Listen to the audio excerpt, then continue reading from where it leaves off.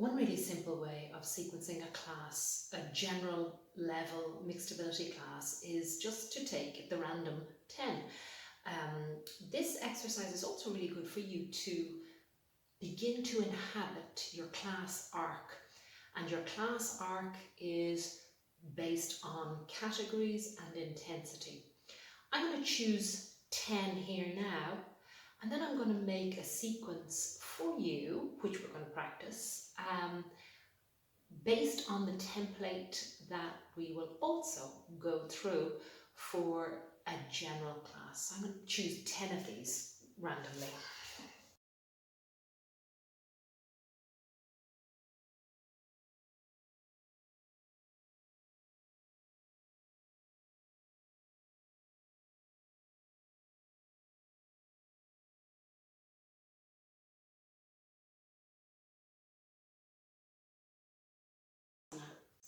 So I'm going to try and fit my random 10 into a general class template, which we'll go through in detail in the course. So my 10, remember, I've placed these already into their rough energetic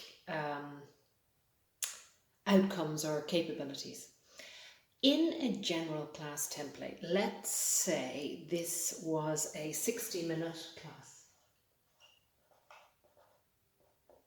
It doesn't really matter whether it's 60 minutes, 45 minutes, or 75 minutes, but normally a class follows a general sequence.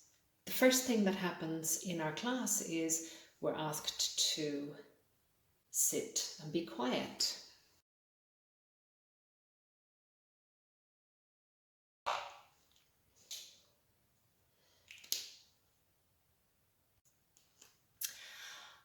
After that, we have a warm-up section.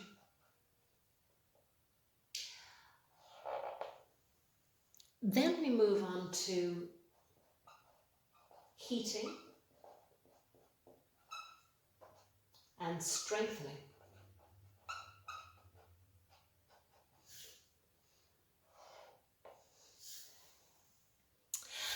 After that, we have maybe some subcategories. So balance, we have inversion, and then we have backbending.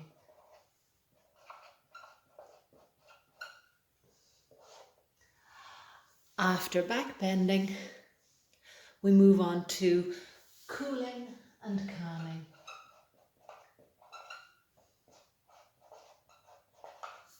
And finally, we have our Shavasana. I'm going to take these and place them into where I feel they will go best.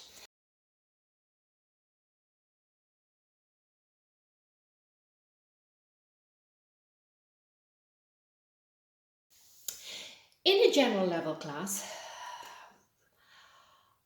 I would like to simply move the spine in as many directions as possible. So I'm definitely missing a back bend here.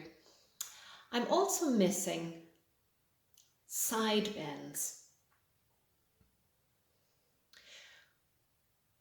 So to fill this class out into a more rounded asana class, remember this is an asana class, I would add back bend and I would also add a side bend. I'm teaching this class to a group of teacher trainees or yoga teachers, because this is part of the 300 hour. So I have additional information. I'm also going to make this a 45-minute class, roughly, simply because I know that I'm going to be going into more detail with this. I've drawn in my 10 asana. I'm going to add a side bend in the warm-up section, and for me that side bend is going to be gate pose.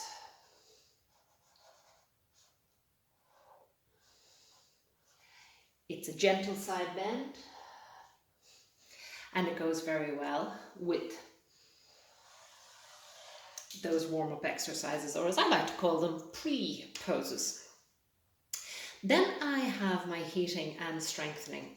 Normally, or not normally, but a lot of the time, a sun salutation is in there. So absolutely, I'm going to add in a couple of sun salutations. And the sun salutations will go there. And that builds up heat. Standing poses also build up heat, but they also build strength, they build balance. Because I know that these are teachers or teacher trainees, I want to incorporate an energetic peak pose. So when we talk about mapping a class energetically to a peak, what I need to know is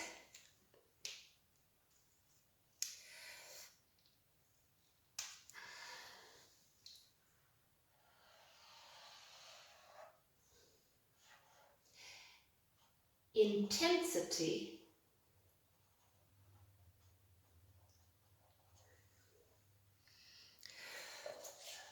mapped against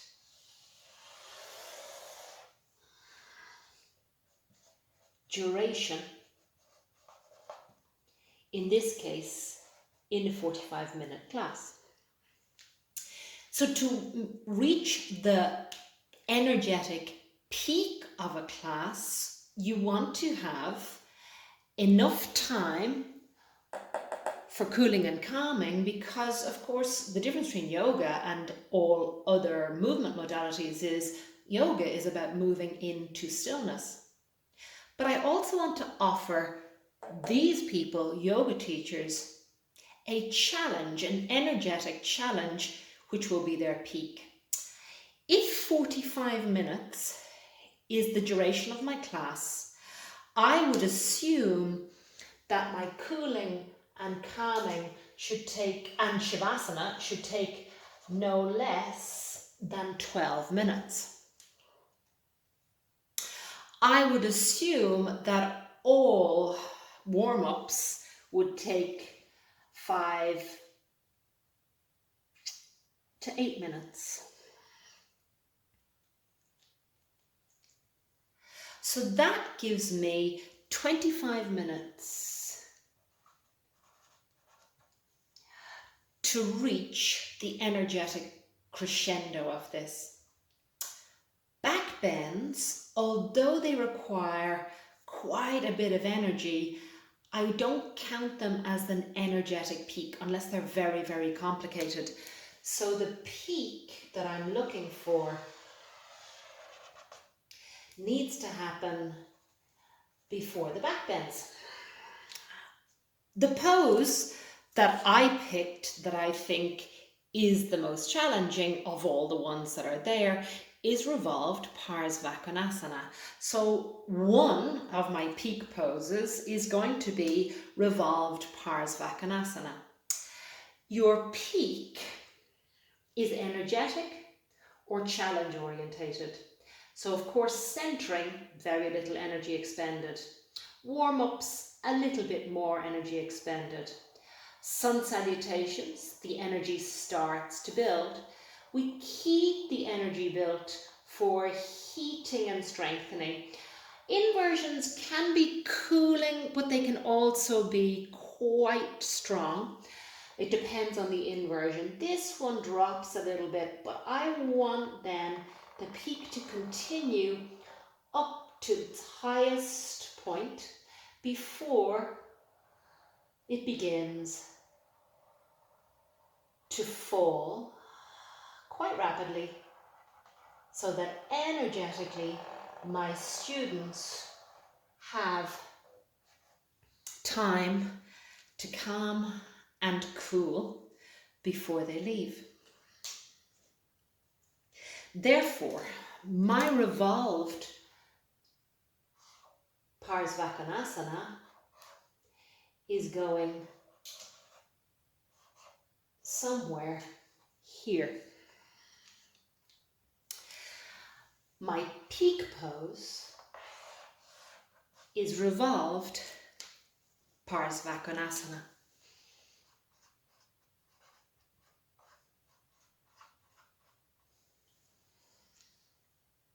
I'm going to make this a flow or vinyasa. So this is going to be a flow class. So at about 20 minutes,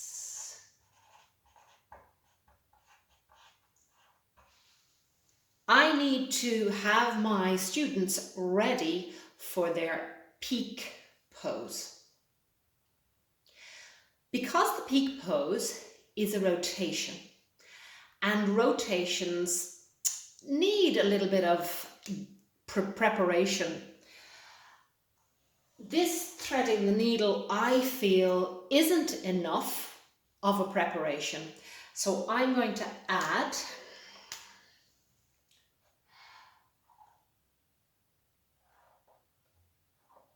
revolved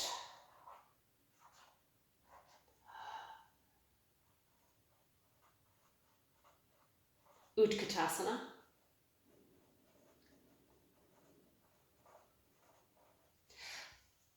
to this sequence. Because this peak pose is not really too peak for the people who are taking part in this class, I am going to add a second peak pose, and that is going to be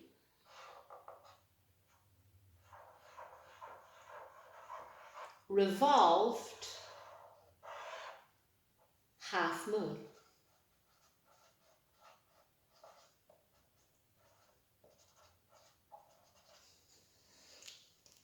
So I've added revolved Utkatasana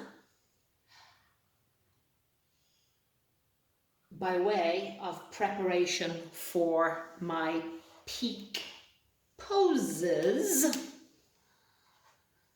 and I've added revolved half moon